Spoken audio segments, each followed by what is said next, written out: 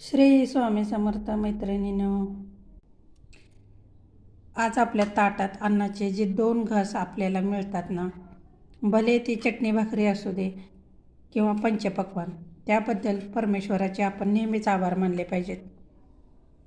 कारण असेही लोक आहेत या जगामध्ये की ज्यांना आज खायला पोटभर अन्न मिळत नाही.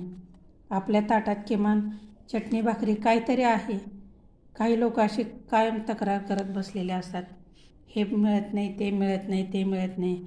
आपण जर नेहमी तक्रार करत राहू ना, तर आपण कधीच समाधानी राहू शकत नाही.